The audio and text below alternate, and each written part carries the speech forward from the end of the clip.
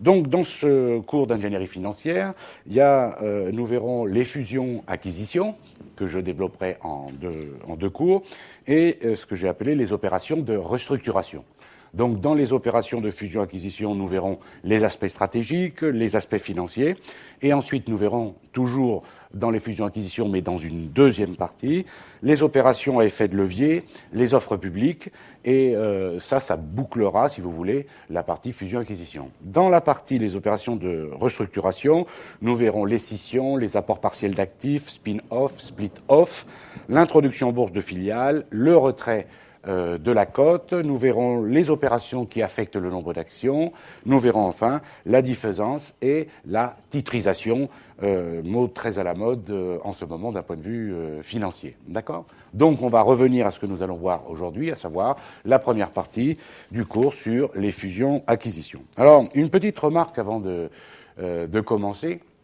Comme je vous le dis souvent, dans le cadre d'un examen de ce type, il faut essayer de vous cultiver, j'allais dire, économiquement, et y compris, bien sûr, dans les médias. Alors, soit la télévision, soit sous forme de presse, pour vous cultiver, j'allais dire, à ce stade. Parce que, notamment dans le cadre d'un oral, mais aussi dans le cadre d'un examen, je vous le dis par expérience, les examinateurs aiment bien que vous fassiez référence à des éléments d'actualité réels. Donc, de grâce, régulièrement, l'idéal, ça serait tous les jours, mais ne rêvons pas, mais au moins une fois par semaine, d'acheter ou de consulter en ligne un journal financier de type Les Échos, La Tribune. Je vous rassure, je n'ai pas d'action dans ces deux journaux, vous choisissez.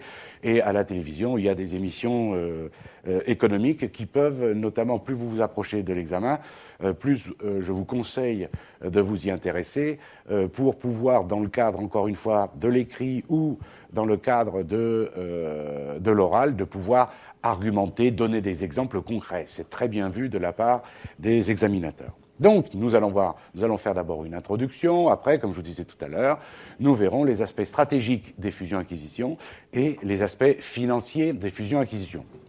Encore une remarque, toutefois, on est bien d'accord qu'on est dans le cadre du cours de finance, autrement dit, on n'est pas dans le cadre d'un cours de comptabilité approfondie, ni dans le cadre d'un cours de fiscalité. Autrement dit, ici, c'est bien essentiellement les stratégies et les aspects financiers qui intéressent les auteurs des sujets, et pas les écritures comptables en cas de fusion, ni la détermination du résultat fiscal suite à une fusion-acquisition, par exemple. On est bien d'accord, hein, c'est pas tout à fait la même chose. Donc, lorsque une entreprise veut se développer, bien sûr, elle a le choix entre deux principales solutions. Soit elle opte pour une croissance interne, soit elle opte pour une croissance externe. Donc, une croissance interne, qu'est-ce que c'est ? La croissance interne, ça consiste à créer de toutes pièces des nouvelles capacités de production ou commerciales. À l'intérieur d'une entreprise, vous développez à l'intérieur, je dis bien, un nouveau secteur. Vous allez chercher un nouveau marché, vous produisez de nouveaux articles, mais ça, c'est en interne. La croissance externe, évidemment, là c'est l'inverse, c'est-à-dire qu'avec la croissance externe, vous allez acheter des capacités qui existent déjà, d'accord, en prenant le contrôle d'une autre entreprise, alors soit en totalité, soit partiellement. Bien sûr, ces opérations de croissance externe se font par le biais de fusion-acquisition, et c'est bien cela qui nous intéresse. Qu'est-ce que c'est qu'une fusion et une acquisition ? Alors, une fusion est une opération par laquelle deux sociétés ou plus se regroupent pour n'en former qu'une seule. Alors qu'une acquisition, ça consiste pour une société à prendre le contrôle d'une autre.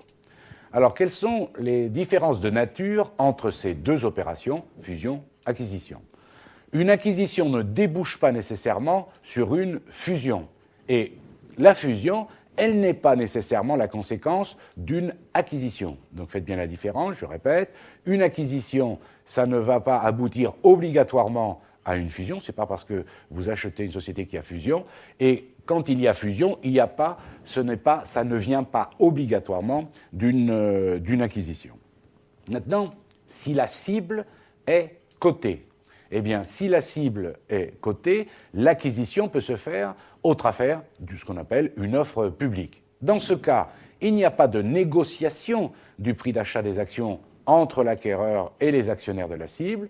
Qu'est-ce qui se passe? L'acquéreur, vous voulez donc acquérir une société, donc vous allez informer le marché de votre intention d'acquérir les titres à un prix donné, et donc libre aux actionnaires de la cible, bien entendu, d'accepter l'offre et d'apporter les titres ou de les refuser, bien entendu. Alors, il y a deux cas de figure dans le cadre d'une acquisition, soit elle est amicale, soit elle est hostile. Donc, ces fusions-acquisitions peuvent s'analyser de différentes façons. Donc, selon leur caractère amical ou hostile, selon leur motivation ou selon leur modalité de mise en œuvre. Ces fusions-acquisitions sont amicales lorsque les directions des deux sociétés sont évidemment favorables à l'opération. Et donc elles sont hostiles lorsque les dirigeants de la cible sont opposés à cette fusion-acquisition. Les modalités de mise en œuvre. Les actionnaires de la cible peuvent être payés alors donc soit en numéraire, en titres, ou par une combinaison des deux, c'est-à-dire une partie en numéraire et une partie en titres.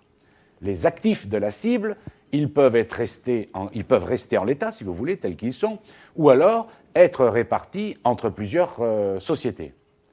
Lorsque la prise de contrôle est payée en numéraire, donc l'acquéreur peut la financer, cette prise de contrôle en numéraire, soit par l'émission d'actions nouvelles, donc augmentation de capital forcément, ou par dette, donc obligation d'émettre soit un emprunt, de souscrire à un emprunt bancaire, soit d'émettre un emprunt obligataire.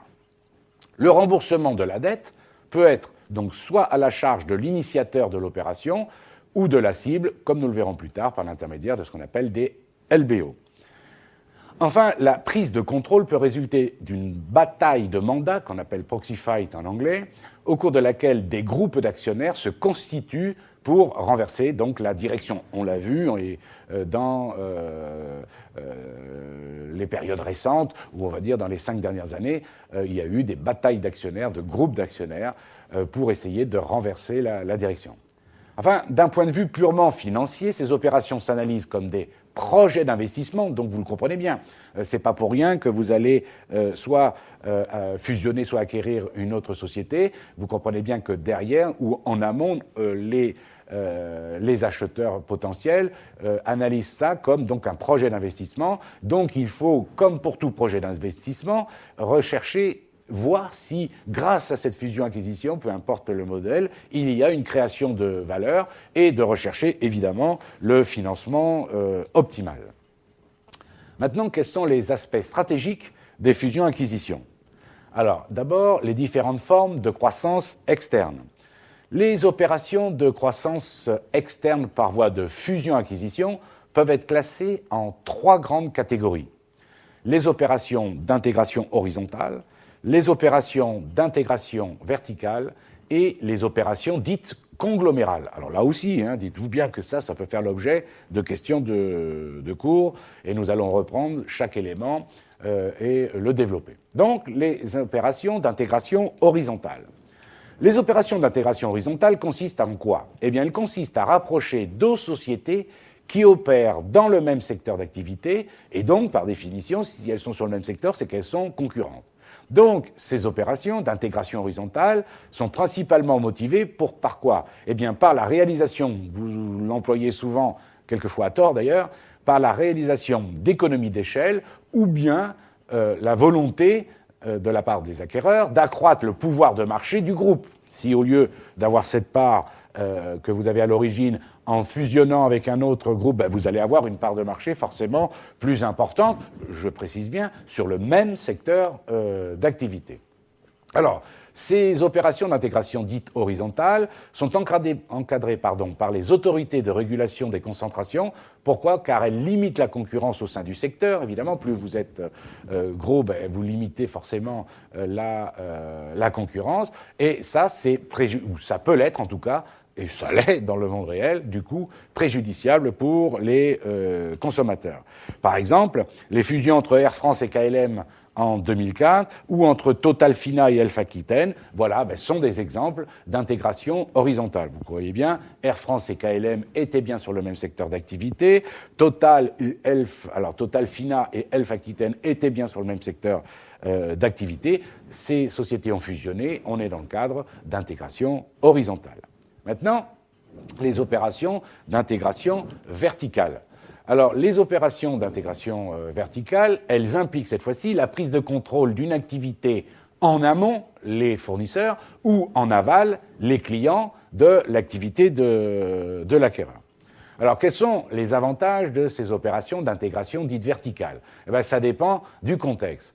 Vous avez éventuellement rationalisation des activités, ce qui est quand même un avantage, puisque du coup, vous avez, vous voyez, une intégration verticale du fournisseur, donc de la source jusqu'au client, vous avez la totalité de la filière, rationalité donc des activités, amélioration de la coordination entre activités, contrôle des approvisionnements et de leur qualité, ce qui n'est pas rien selon le cas, l'activité justement, appropriation des marges réalisées précédemment par l'activité absorbée. Ben oui, si vous absorbez, c'est vous du coup qui allez récupérer les marges, réalisation d'économies d'échelle bien entendu, et accroissement du pouvoir du marché.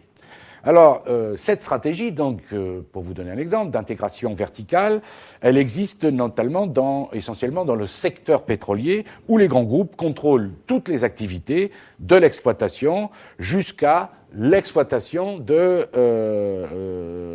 stations-service, donc de l'exploration, de la recherche de pétrole, et bien jusqu'à l'exploitation des stations-service. Là, vous avez une intégration verticale.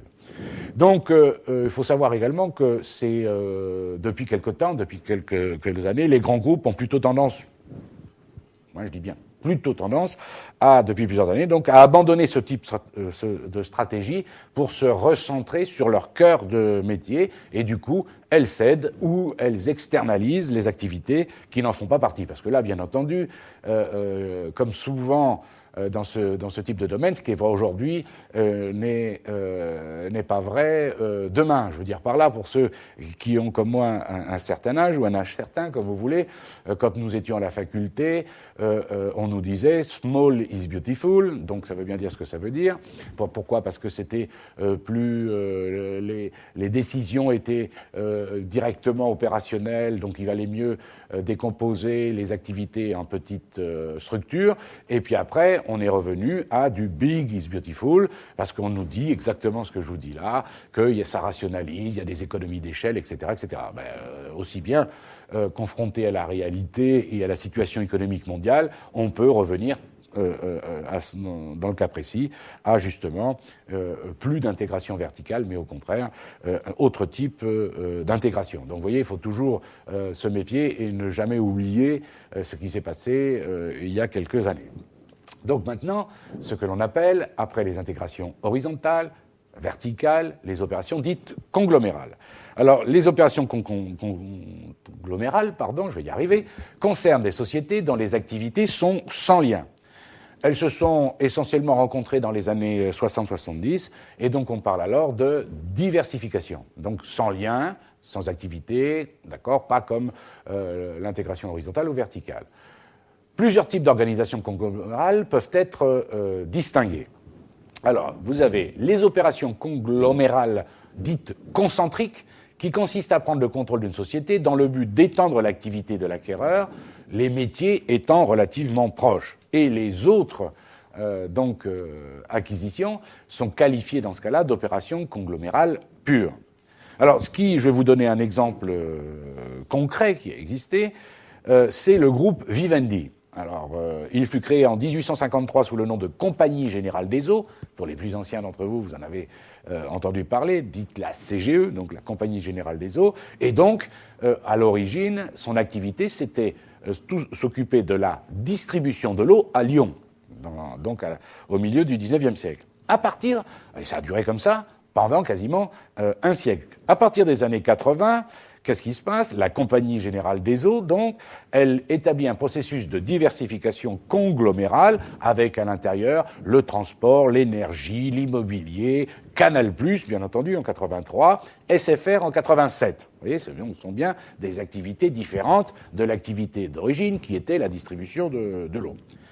En 98, elle change de nom pour devenir Vivendi, et en 2000, elle est cédée en deux groupes, un Vivendi Universal et Vivendi Environnement, qui s'appelle aujourd'hui Veolia, dont vous avez sûrement entendu parler. Et en 2006, Vivendi Universal change à nouveau de nom et redevient Vivendi, et l'activité est recentrée autour des télécoms et des médias, donc le conglomérat a vécu. Vous voyez ce que je vous disais, ce qui était vrai à un moment et très à la mode dans les milieux autorisés, etc., eh bien, on a vu que, confronté à la réalité, et Vivendi est un exemple, alors j'allais dire caricatural, des opérations conglomérales qui ont échoué, bien entendu.